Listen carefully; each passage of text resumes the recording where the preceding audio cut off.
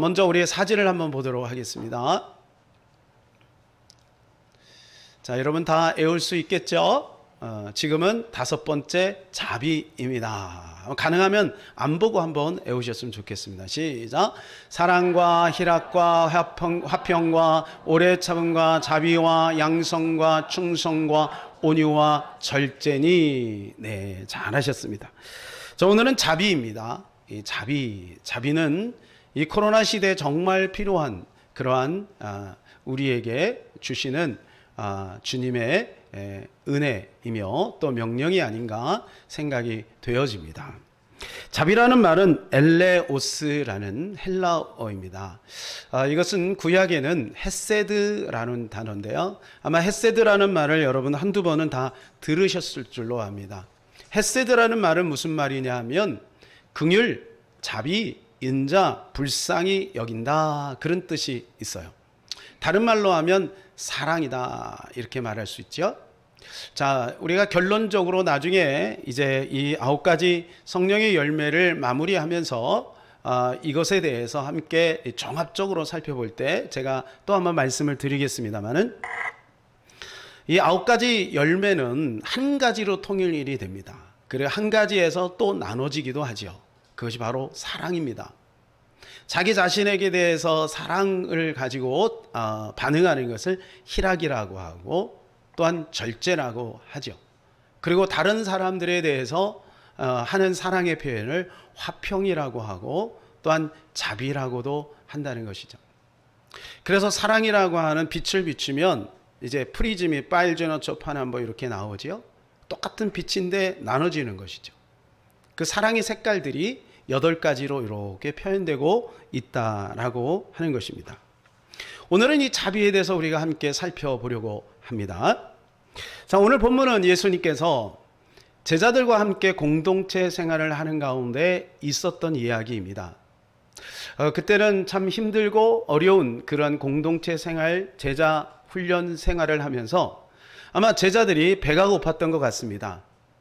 밀밥 사이를 지나가다가 그 밀 이삭을 까불어 가지고 그것을 먹은 거예요. 먹으면 얼마나 먹었겠습니까? 그런데 바리새인들이 그걸 보고 정죄를 하는 거예요. 누구에게 정죄를 하냐면 예수님에게 정죄를 하는 거예요. 제자들이 먹었는데 예수님에게 시비를 거는 거죠. 오늘날도 그런 모습들이 참 많이 있는 것을 보게 돼요. 네, 모든 게 다 부모의 책임이고, 그죠? 모든 게 다 목사의 책임이고, 이런 식으로 지도자에게 책임을 돌리는 거예요. 이스라엘 백성들은 끊임없이 그렇게 했죠. 예. 그래가지고 모세에게. 그래서 주님은 이렇게 말합니다. 모세에게 향한 것이고 내게 향한 것이다, 이렇게 말씀하시죠. 자, 근데 공교롭게 그날이 왜 바리새인들이 시비를 거냐 하면 안식일이기 때문에 그래요. 안식일을 거룩하게 지키는 것이 맞지만 예수님이 그들에게 안식일의 정신에 대해서 이렇게 일깨워 줍니다. 그러면서 한 가지 예를 드는데, 사무엘상 21장에 보면 다윗이 이제 사울을 피해서 피난살이를 하다가 이 아히멜렉이라고 하는 제사장집에 잠깐 피신을 하게 되는데, 그때 함께 했던 그 소년들이 배가 굉장히 고팠어요. 그래서 다윗이 이 제사장에게 부탁을 합니다. 혹시 먹을 것이 있냐고, 떡 5덩이만 좀 주면 좋겠다고 이렇게 부탁을 합니다. 근데 아히멜렉의 집에는 제사장이기 때문에 제사 음식밖에 없어요. 율법에는 제사 음식은 제사장 레위인만 먹게 되어 있죠. 근데 그 소년들은 제사장이 아니고 레위인이 아닌 거죠. 일반 평민인 거죠. 그래서 아히멜렉이 이렇게 우리의 집에는 제사 음식밖에 없다, 그러나 그 소년들이 깨끗하다면 이것을 먹어도 좋다라고 그것을 주었다. 이것을 예수님께서 이제 말씀을 하시는 겁니다. 그러면서 7절에 이렇게 말씀을 하고 있어요. 7절 시작. 나는 자비를 원하고 제사를 원하지 아니하노라 하신 뜻을 너희가 알았더라면 무죄한 자를 정죄하지 아니하였으리라. 주님이 원하시는 것, 하나님이 원하시는 것은 무엇이냐 하면 제사가 아니라는 거예요. 자비를 원하신다는 거예요. 오늘날로 말하면 뭐죠? 예배죠. 주님이 원하는 건 예배가 아닌 거예요. 신령한 예배를 원하는 거예요. 진정한 예배를 원하는 거예요. 예배의 형식이 중요한 것이 아니라 마음을 다하여 드리는 예배를 주님은 원하신다는 거예요. 자비로운 마음 안에는 그것이 포함되어 있는 것이죠. 그래서 이 시간에도 여러분들이 마음의 유연성을 가질 필요가 있습니다. 그래서 하나님을 향하여 예배하지만 우리 옆에 있는 사랑하는 성도들을 향하여서도 우리의 마음에 자비로운 마음을 가져야 해요. 우리 성도들이 얼굴이 어두우면 왜 이렇게 얼굴이 어두운가 하면서 기도해 주는 마음, 손 한번 잡아주는 마음, 그러한 마음들을 주님은 원하신다라고 하는 것이죠. 우리는 하나님의 자비를 알아야 합니다. 하나님의 자비를 알게 되면 우리는 자비로운 사람이 될 수 있죠. 자비로운 사람이 되면 주님의 사랑은 흐르게 되고 또 우리 안에 이 자비가 점점 활성화되게 되는 것이죠. 그래서 헤세드라고 하는 말은 은혜라고 번역을 할 수도 있습니다. 은혜. 구약이나 신약이나 바로 은혜의 물줄기가 늘 흐르고 있음을 보게 되죠. 그래서 하나님은 당신이 은혜 하나님임을 강조하고 있습니다. 에베소서 2장 8절입니다. 시작. 너희는 그 은혜에 의하여 믿음으로 말미암아 구원을 받았으니 이것은 너희에게서 난 것이 아니요 하나님의 선물이라. 은혜가 없으면 하나님을 설명할 수도 없고 은혜가 없으면 우리는 이 자리에 있을 수도 없다라고 하는 것이죠. 하나님의 은혜가 있기 때문에 우리는 이 자리에 있고 하나님의 은혜로 말미암아 우리는 살아가게 된다라고 하는 것입니다. 그러므로 우리는 하나님 앞에 나갈 때마다 날마다 이 하나님의 은혜 속으로 들어가야 될 줄로 믿습니다. 뭔가에 구속되어 있고 뭔가에 눌려 있고 두려움과 염려, 불안, 걱정 그런 거 다 내려놓으시고 주님의 은혜 속으로 깊이 들어가는 저와 여러분 되시기를 예수님의 이름으로 축복합니다. 그래서 7절에 있는 말씀은요, 호세아서에 있는 말씀을 인용한 거예요. 예수님이 호세아서에 뭐라고 되어 있냐면 6장 6절에 이렇게 말씀해 주고 있어요. 시작. 나는 인애를 원하고 제사를 원하지 아니하며 번제보다 하나님을 아는 것을 원하노라. 하나님은 인애를 원하신다는 거예요. 자, 제사와 번제는 같은 의미라고 볼 수 있죠. 그래서 제사 이꼬로 번제라고 본다면 인애 이꼬로 하나님을 아는 것. 하나님을 알게 되면 하나님의 자비를 알게 됩니다. 이것을 신앙생활이라고 하죠. 우리의 삶의 전 영역 가운데 끊임없이 우리는 하나님의 자비를 배워나갑니다. 하나님의 자비를 익혀나갑니다. 나이가 들면 들수록 하나님이 얼마나 자비로운 분인지를 알게 돼요. 그것은 상대적으로 우리가 얼마나 죄인임을 알기 때문에 하나님의 자비로움을 우리는 점점 더 알게 된다라고 하는 것입니다. 그래서 우리는 하나님의 이 은혜 속으로 들어가야 돼요.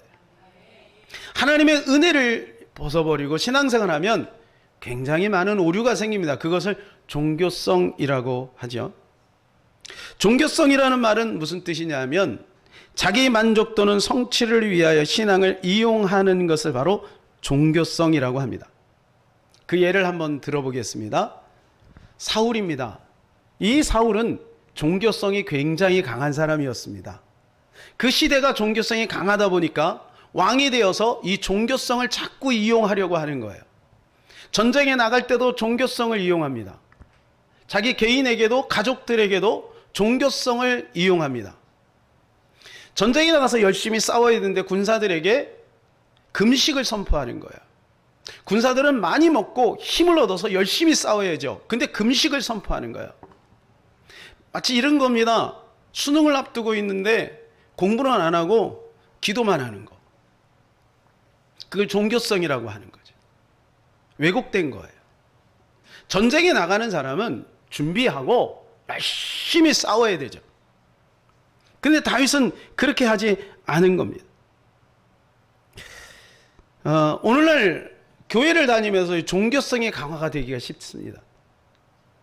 사회 분류학적으로는 기독교가 종교에 맞습니다. 그러나 우리는 기독교를 종교라고 생각하지 않습니다. 기독교는 생명인 것이죠. 타 모든 종교는 종교성이 강화되어 있어요. 그래서 열심히 종교적 행위를 하면 복 받는다라고 하는 그 개념이 머릿속에 있어요. 물론 성경에서도 우리에게 복을 말씀해 주고 있습니다. 저는 복에 대해서 설교를 했죠. 하나님을 잘 믿으면 하나님이 복 주신다고 성경은 약속해 주고 있기 때문에 우리가 이 복을 부인할 필요는 없어요. 그러나 그것이 우리의 목적은 아니다. 근데 종교성은 뭐냐 하면 내가 예수님 열심히 믿으면 복 받는다 이겁니다. 우리 자녀 잘 된다 이거. 우리 남편 사업 잘 된다 이거죠. 이 종교적인 막연한 생각들이 우리의 머릿속에 있다면 결국은 그런 사람들은 하나님의 불만을 가질 수밖에 없어요. 왜냐하면 하나님은 당신의 뜻을 이루어 나가거든요. 그렇기 때문에 늘 불만이에요. 왜 내 생각대로 안 되냐 이거죠. 왜 내 목적대로 안 되냐 이거예요. 그래서 타 종교는 어떻게 합니까? 봄이 되면 입춘대기를 붙여놓아요. 봄이 됐으니까 잘 돼야 된다는 거예요. 가을이 되면 수능대박을 붙여놓습니다. 수능대박. 이게 종교성인 것입니다.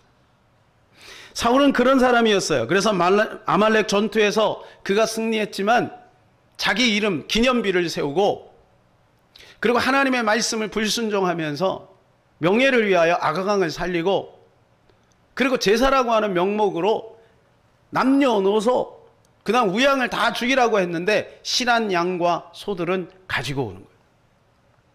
겸손히 하나님 앞에 하나님의 뜻을 물어보고 그 주님의 뜻대로 그렇게 순종하는 자세는 없는 거예요.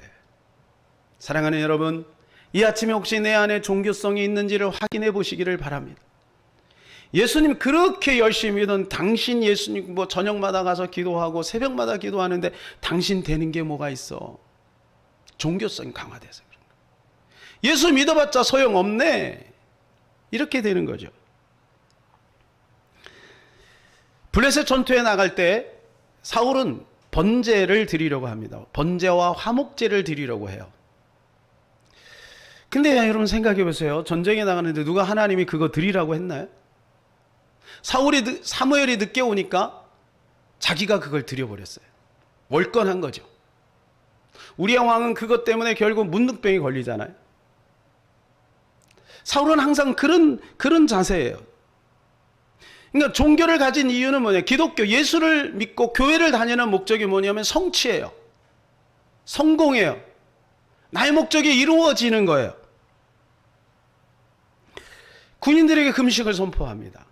요나단이 그 이야기를 못 들었어요. 그래서 요나단이 이제 꿀을 조금 먹었는데 눈이 밝아진 거예요. 나중에 알고 보니까 자기 아들 요나단이 꿀을 먹은 거예요. 그래서 사울은 요나단을 죽이려고 해요. 그러니까 백성들이 말려가지고 안 죽였지, 안 그랬으면 죽였을 뻔했어요. 사울은 늘 그런 모습이었습니다. 왜 그랬을까요? 이유는 사울이 하나님을 모르기 때문에. 사울은 급조된 왕입니다. 다윗하고 비교해보면 다윗은 처절하게 광야 생활을 통해서 하나님을 발견해 나간 사람이고 사울은 어느 날 갑자기 왕이 돼버린 거예요. 그러니까 하나님의 그 마음을 전혀 이해하지 못하는 거죠. 그러니까 종교를 가지고 이용하는 거예요. 그래서 제가 깨닫는 것이 무엇이냐 하면 제자훈련이 너무나도 중요하다는 것을 깨닫는 거예요.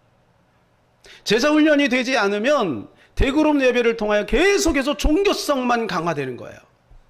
대그룹 예배가 잘못된 것이 아니라 대그룹 예배는 한정적인 거예요. 생활의 모든 부분을 다 터치할 수가 없죠. 보편적인 노멀한 설교가 나갈 수밖에 없기 때문에. 그래서 예수님이 하신 세 가지 사역이 선포하고 가르치고 그 다음에 고치는 사역이에요. 교회가 그 사역을 해야 되는 거야. 선포하는 대그룹 예배 필요하지만 가르치는 소그룹 제자훈련이 있어야 예수 그리스도의 그 말씀과 정신이 실제적으로 나의 세계관이 되고 나의 삶을 바꿔갈 수 있다라고 하는 것이죠.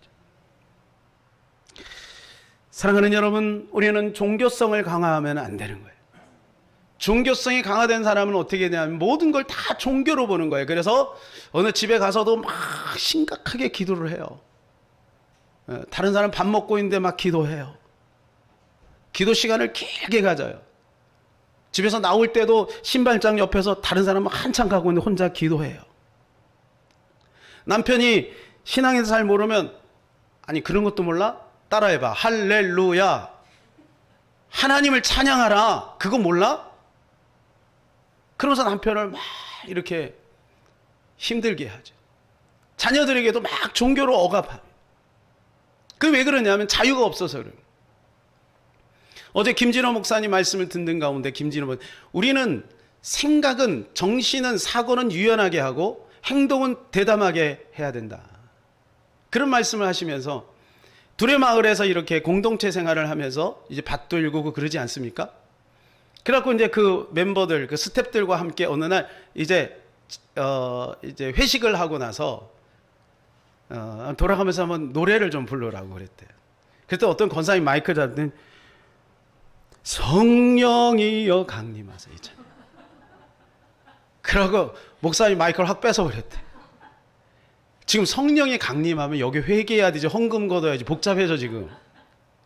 왜 이 시간에 성령을 찬양하냐고. 홍도야 울지 마라 그런 거 불러. 목사님 연세가 있으시니까. 종교성, 이게 잘 구별이 안 돼요. 그러니까 우리가 우리의 삶 속에 유연한 사고가 자꾸 깨지고 경직된 종교성이 강화되니까 세상 사람들이 볼 때는 매력이 없는 사람이 되는 거예요. 여기 우리 청년들이 있지만 이 청년 시절에 종교성이 강화되지 않기를 바라요. 진리 안에서 자유하기를 바라요. 날마다 죄를 지라는 얘기가 아니에요.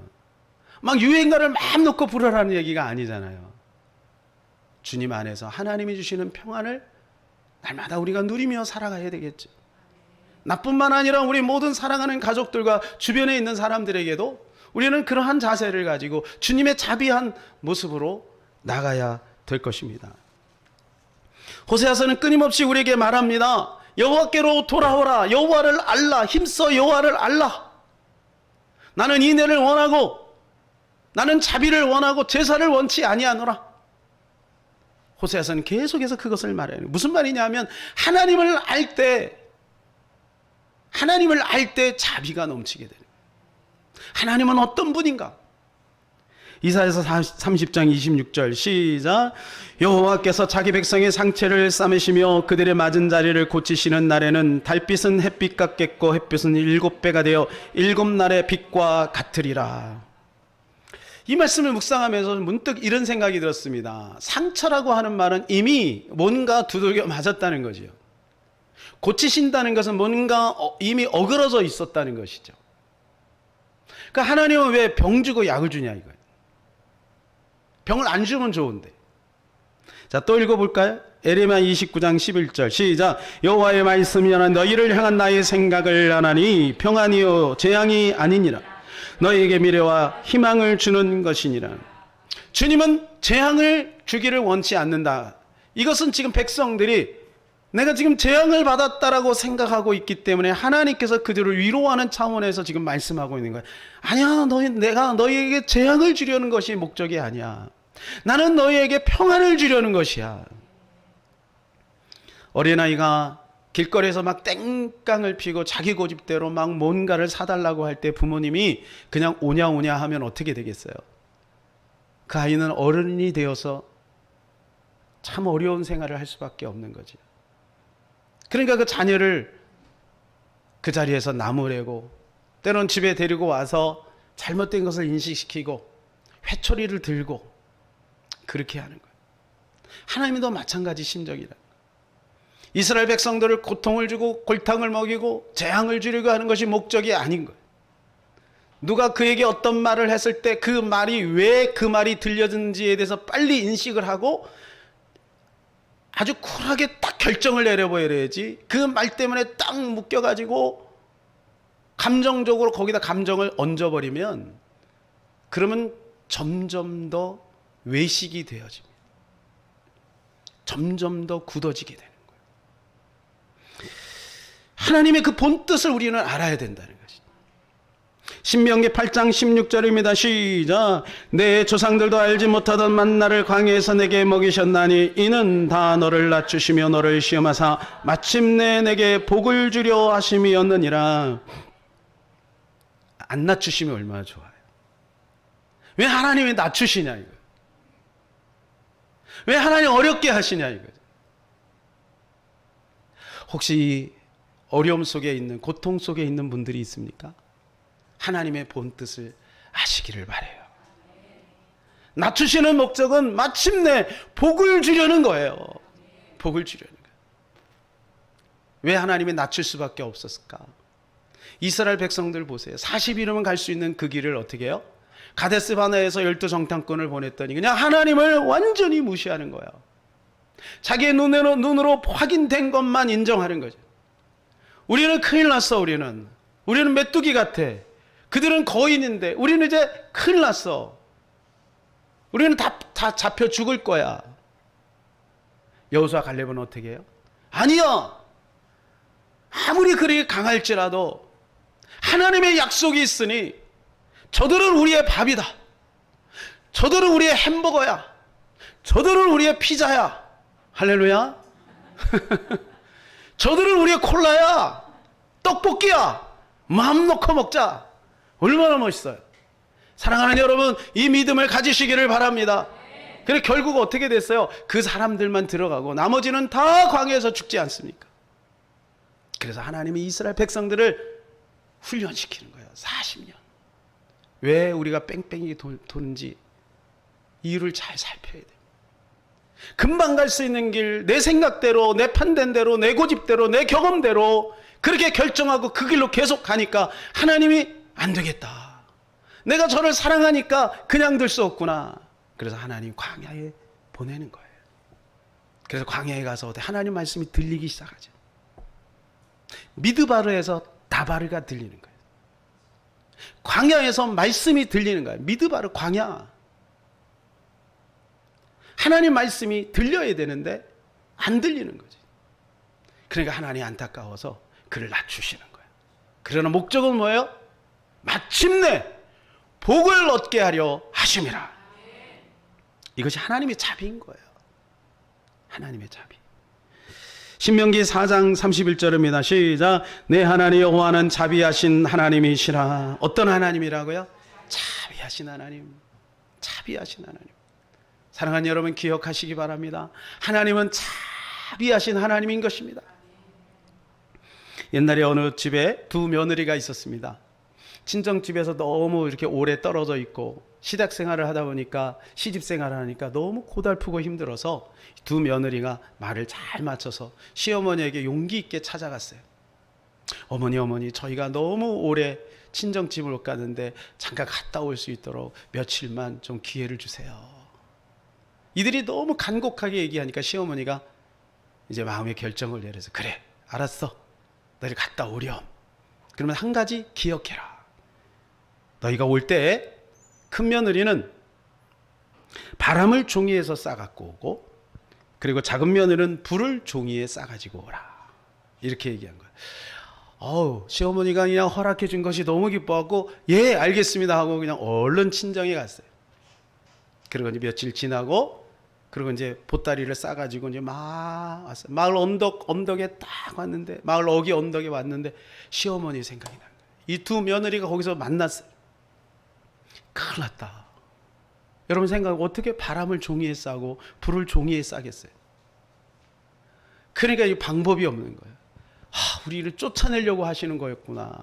그러면서 이 두 며느리가 막 부둥켜갖고 막 울고 있는 거야. 그때 지나가던 한 마을의 노인이 그 이야기를 들은 거예요. 그리고 이렇게 이야기를 해줬습니다. 바람을 종이에다 싸라는 것은 부채를 가지고 오라는 뜻이요. 그리고 불을 종이에다 싸라는 것은 초롱을 가지고 오라는 뜻이다. 얼마나 지혜로워요? 어르신들 무시하면 안 돼요. 어르신들 참 지혜로워요. 우리 신앙인들이 가져야 될 지혜가 있어요. 그것은 바로 무엇일까요? 마틴 루터는 이렇게 말을 했습니다. 최고의 지혜, 참 지혜는 자신과 하나님을 참되게 하는 것이다. 말하자면 인간은 가련하고 상실된 죄인들이며 하나님 우리를 버리지 않고 그리스도의 은총으로 구원하시려고 열망하시는 자비로우신 분임을 아는 것이다. 하나님을 아는데 어떻게 알아내? 나는 죄인이고 나는 넘어지고 나는 실수하고 나는 연약하지만 하나님 그리스도의 은총으로 말미암아 우리를 다시금 일으켜 세워주시는 자비로우신 분이다라고 그것을 아는 것이 지혜라는 거예요. 그것을 적용한 사람이 베드로고 그것을 적용하지 않은 사람이 누구예요? 가룟 유다. 율법에 꽉 눌려가지고 그냥 삶을 포기해버리는. 사랑하는 여러분, 우리가 연약하고 부족해도 주님은 넓은 품으로 우리를 안아주시고 우리를 용서하시고 받아주시는 좋으신 하나님임을 기억하시기를 바랍니다. 마귀는 하나님을 굉장히 높여놨어요. 그리고 우리에게 거리감을 두게 하고 하나님의 권위만 생각하게 하고 하나님을 막 포항무독한 하나님으로만 인정하게 하는 거죠. 그래서 수많은 사람들이 이 동성애 차별금지법 이러한 것들을 통해 하나님이 잘못됐다는 것을 은근히 밀어내는 거예요. 우리가 자유롭게 살아야 되는데 하나님이 왜 그것을 못하게 하십니까? 그것이 결국 그를 죽이고 가정을 죽이고 나라를 파괴시키고 사회를 망가뜨리기 때문에, 그래서 하나님의 자비하심으로 그것을 막는 것이 성경에 말하는 것이잖아요. 근데 그것을 못하게 하는 거예요. 안 된다, 싫다. 어리석은 것이죠. 사랑하는 여러분, 하나님은 자비로우신 분입니다. 이것을 아는 것이 참 지혜로운 것이죠. 우리 믿는 사람들은 하나님의 자비를 누구보다도 많이 받은 사람입니다. 인정하십니까? 네, 인정하시기를 바라요. 때가 되면 알게 될 거예요. 하나님은 더불어 수많은 것들을 준비하고 있는 하나님이죠. 우리는 너무나도 많은 하나님의 자비를 받았어요. 적어도 우리는 천국의 소망이 있지 않습니까? 그렇기 때문에 우리 안에 있는 자비를 우리는 끊임없이 클릭해야 돼요. PC에 가면은 자주 클릭하는 아이콘이 있어요. 여러분이 핸드폰에 자주 사용하는 앱이 있어요. 앱. 어떤 걸 자주 사용합니까? 아마 대부분은 카톡을 가장 많이 쓰실 거예요. 사람마다 조금씩 다를 거예요. 그것을 딱 터치하면 그게 활성화가 되죠. 그러면 그 안에 있는 것들이 나의 생각을 사로잡아요. 마찬가지로 우리 안에는 수많은 옳은 것도 있고 그런 것도 있는데 내가 어떤 것을 터치하느냐에 따라서 그 사람의 미래가 달라지는 거예요. 하나님 우리에게 이 자비를 자꾸 클릭하기를 원하십니다.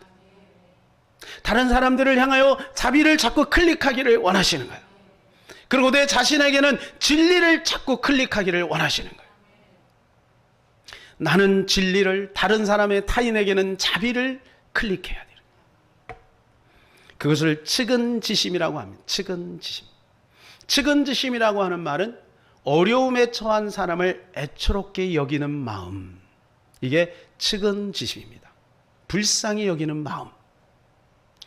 지난주에 제가 광고를 했어요. 필리핀의 어려운 아이들이 이제 영어 공부를 해야 되는데 태블릿 PC나 아니면 노트북이 필요합니다. 광고를 했는데 한 집사님이 그거를 기억하시 금요일 날 노트북을 가지고 오셨어요. 저는 그게 측은지심이라고 생각이 됩니다. 측은지심은 그냥 생각만 가지고 있는 것이 아니에요. 그대로 살아내는 거예요. 우리 귀한 성도들이 오케이 운동을 열심히 합니다. 청년들이 피곤한데도 저녁에 모여서 오케이에 참석합니다. 물질로 기도로 동참합니다. 이게 측은지심이다. 이게 자비로운 것이다.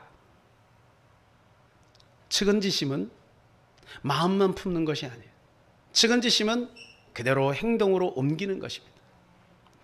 그래서 데살로니가전서 3장에 보게 되면 사랑에는 반드시 수고가 따른다라고 말씀해 주고 있습니다. 믿음에는 역사, 사랑에는 수고, 소망엔 인내가 필요한 것이죠. 자, 믿음의 역사라고 하는 것은 무슨 뜻이냐면 일한다, 역사는 일한다 그런 뜻이에요. 근데 이건 그냥 일하는 게 아니라 어떤 작품을 만들기 위해서 일하는 거예요. 그럼 믿음이 있다는 것은 믿음의 열매가 나타나게 되어 있다. 사랑의 수고는 뭐냐? 이 수고라는 것은 피로가 수반된 고된 노동을 뜻하는 거예요. 피로가 있어요. 피로. 그리고 노동이 있는 거예요. 이게 바로 사랑인 거예요. 야고보서는 이렇게 말합니다. 어떤 사람이, 가난한 사람이, 헐벗은 사람이 들어왔어요. 그러면 여기 앉으시오. 배부르게 하시오. 따뜻하게 하시오. 그렇게 말하면 무슨 그 믿음이 진짜 믿음이겠느냐? 먹을 것을 갖다 주고 좋은 옷을 입혀줘야 그게 믿음이 아니겠느냐? 그러니까 참 믿음과 거짓 믿음이 어떤 것이냐? 네가 믿음이 있다고 말하느냐? 나는 행위로 그 믿음을 증명할 테니 너는 믿음을 어떻게 증명할래? 우리가 사랑한다고 하면 거기에는 수고가 반드시 따르게 되는 거예요. 희생이 반드시 따라야 된다는 거예요. 그래서 계시록에는 우리의 행위의 열매가 상급이 된다고 말합니다. 그래서 이기는 자가 들어간다는 거예요. 행위로 말미암아 들어가는 것이 아니죠. 믿음으로 말미암아 들어가는 것이죠. 그러나 그 믿음이 뭔가요? 그 믿음은 행한 것으로 그 믿음을 증명하는 거예요. 행함이 없는데 어떻게 그게 믿음이냐? 믿기 때문에 행하는 것 아니냐. 그러므로 사랑에는 반드시 수고가 따른다라고 하는 거예요. 그리고 소망에는 인내가 따른다. 인내라고 하는 건 기대하고 견고히 서 있는 상태를 말합니다. 누가복음 10장에 보게 되면 한 율법사가 예수님에게 찾아와서 질문을 던집니다. 그때 예수님께서 그 질문에 대해서 답변하기 위해서 한 예화를 듭니다. 어떤 사람이 있는데 예루살렘에서 여리고로 내려가다가 강도를 만났어요. 강도를 만나서 얼마나 두들겨 맞으니 거반 죽게 되었다라고 표현되어 있어요. 온몸에 피투성이가 되었겠죠. 그때 제사장이 지나갑니다. 힐끗 보더니 그냥 지나가요. 그 다음에 레위인이 지나갑니다. 힐끗 보더니 그냥 지나가요. 그런데 유대인들이 그렇게 조롱하던 사마리아인이 그를 돌봐줘요. 끝까지 책임지는 모습을 봅니다. 이 비유의 말씀을 다 하시고 예수님이 그 율법사에게 이렇게 질문을 하죠. 36절 시작. 내 생각에는 이 세 사람 중에 누가 강도 만난 자의 이웃이 되겠느냐? 여러분이 한번 답변해 보세요. 누군가요? 그렇죠. 당연하죠. 선한 사마리아인이죠. 이 율법사도 그렇게 답변을 했어요. 37절 시작. 이르되 자비를 베푼 자니이다. 근데 그 다음에 가서 예수님께 즉시 그 율법사에게 이렇게 말합니다. 시작. 예수께서 이르시되 가서 너도 이와 같이 하라 하시니라. 네가 알고 있는 것으로 끝내지 말고 알고 있으면 그대로 행동으로 옮겨라. 다른 말로 너는 제사장 레위인처럼 살지 마라. 종교인이 되지 말아라. 종교성만 강화시키지 말아라. 선한 사마리안처럼 살아라. 신앙을 강화시켜라. 이렇게 말씀해 준 겁니다.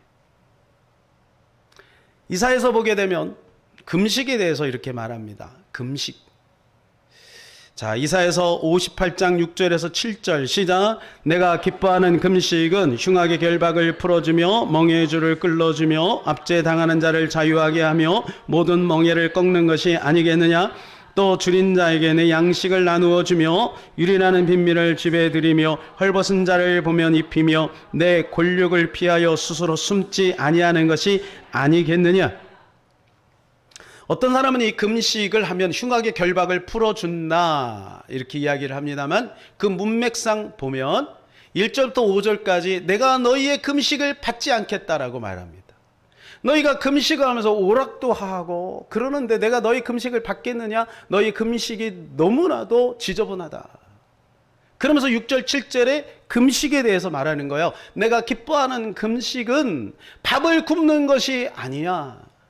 내가 기뻐하는 금식은 바로 이런 것이야. 한번 보여주세요. 풀어주고 끌어주고 자유하게 하고 그리고 멍에를 꺾어주는 거. 그 다음에 7절에 양식을 나눠주고 빈민을 집에 드리고 헐벗은 사람을 보면 입혀주고 그리고 어려움을 당한 골육을 피하여 스스로 숨지 아니하는 거. 이게 진정한 금식이다.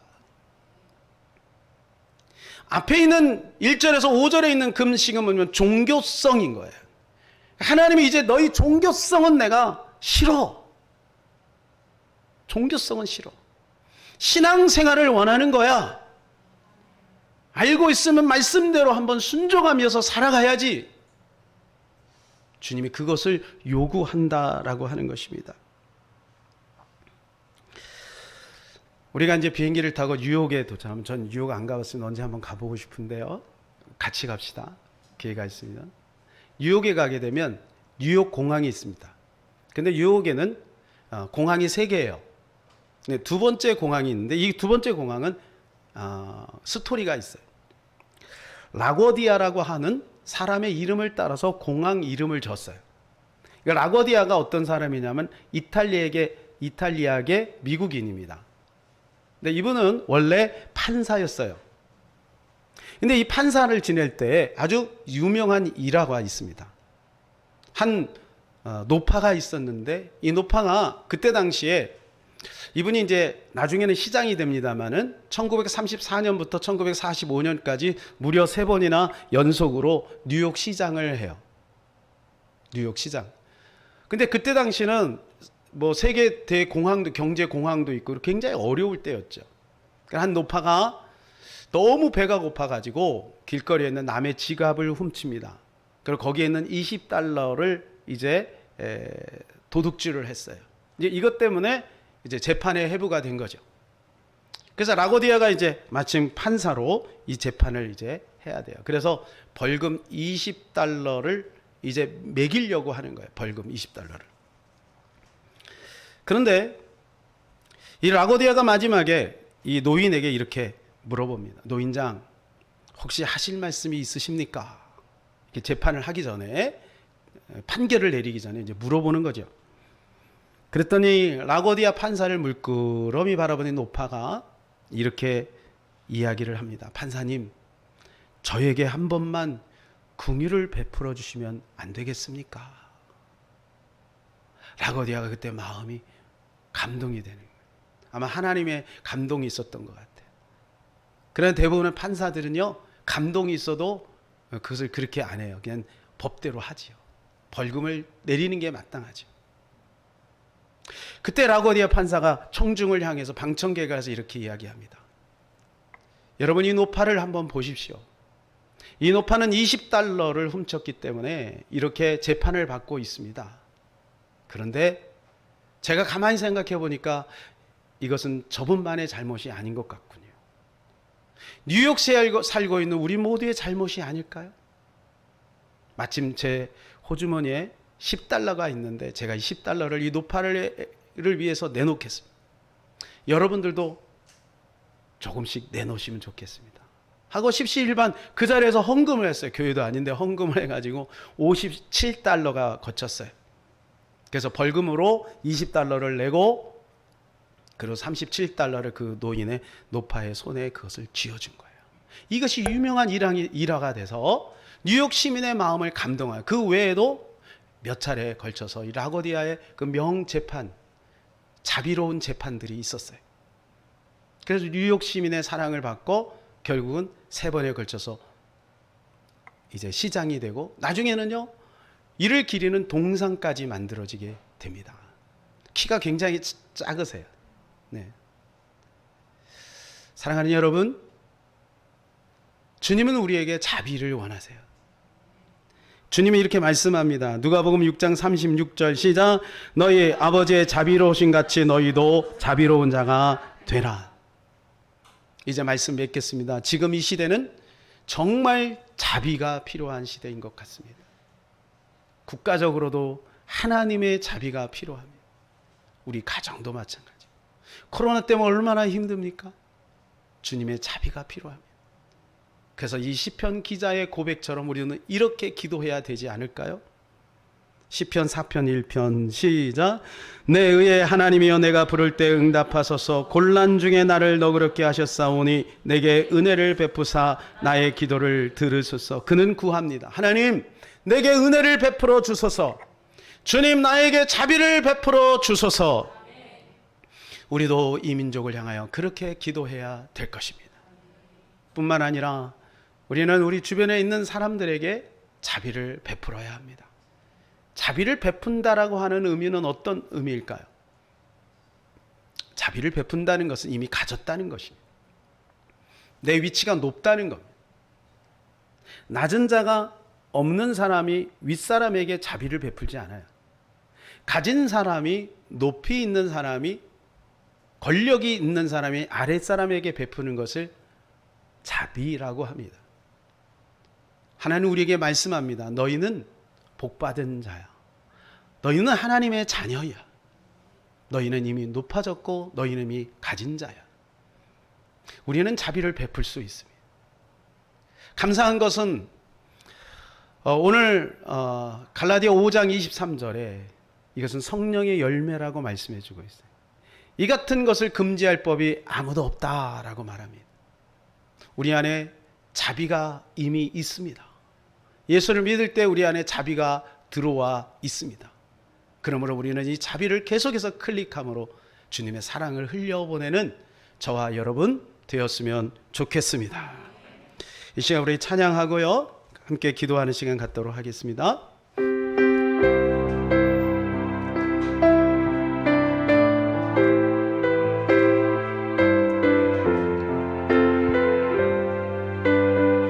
언제나 내 모습, 언제나 내 모습 너무나 부끄러워 믿음으로 주님께 기도로 가오니 나 홀로 서 있는 죽은 내 영 깨우사 주님만 나를 세워 내어 살게 하소서. 주님 내 안에, 주님 내 안에, 내 안에 계시고 주님 내 안에, 주님 내 안에 나를 세워주소서. 언제나 내 모습, 언제나 내 모습 너무나 부끄러워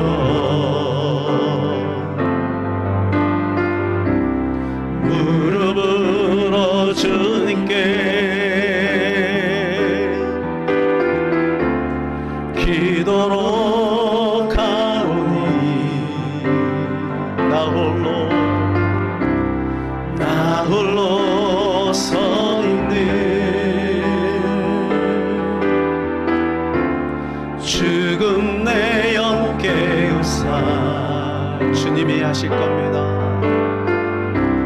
주님만 나를 세워 내어 살게 하소서.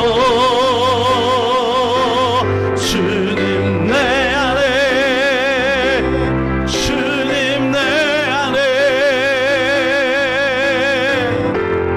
내 안에 계시고 주님 내 안에, 주님 내 안에 나를 세워주소서. 사랑하는 여러분, 자비는 어디에서 가지고 오는 것이 아닙니다. 자비는 내 안에 생산되는 것이 아닙니다. 우리가 하나님의 형상으로 만들어질 때 이미 자비가 우리 안에 옷 입혀졌었죠. 창세기 3장으로 인해 그 자비가 다 산산이 부서져서 전쟁으로, 다툼으로, 싸움으로 변질되었죠.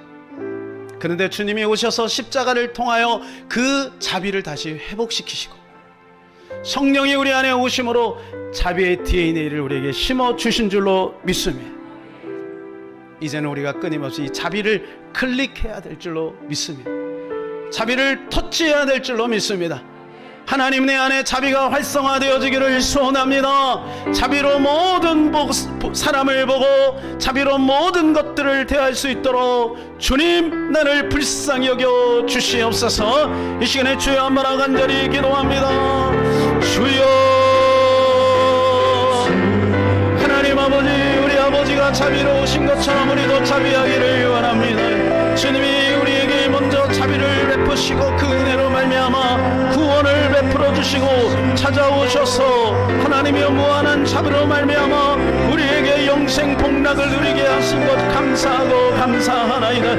하나님 수없이 넘어지고 쓰러지고 실패할지라도 주님의 넓은 품으로 우리를 안아주시고 여기까지 인도해 주셨사오니 우리가 하나님 끝까지 자비에 주님의 그 놀라운 사랑 안에 거하게 도와주시고 하나님 여기서 떠나지 말게 하여 주시옵시고 하나님 마귀는 단절되었다 끝났다라고 말을 할지라도 우리는 주님의 품 안으로 들어가 이 자비를 활성화시킬 수 있도록 도와주시기를 원합니다. 하나님 내 자신에게 다시는 하나님 롱죄치 않도록 진리를 적용하고 다른 사람들에게는 자비를 선택하여 그들에게 자비를 흘려버리는 우리가 될 수 있도록 주님 도와주시옵소서. 우리 사랑하는 귀한 성도들 마음에 자비로움을 주시옵소서. 하나님 아는 것으로 하나님 지식으로 종교성으로 끝나는 것이 아니라 하나님 주시는 것을 가지고 우리가 나누며 섬기는 우리의 모습이 이루어지기를 소원합니다. 아멘. 주님 내 안에